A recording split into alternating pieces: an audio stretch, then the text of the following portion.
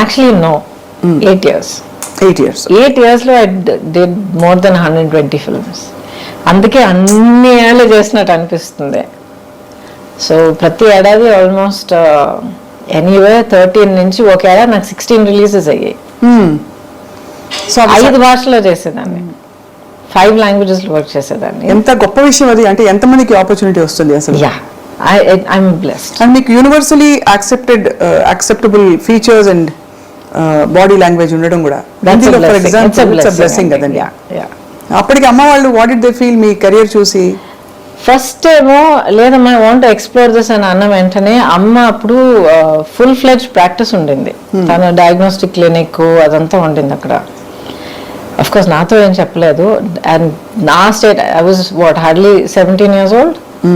And mentally చూస్తే నాకున్న ఆ షెల్టర్ నేచర్ కి మేబీ 12 year old ఈక్వలెంట్ గా ఉంటుంది.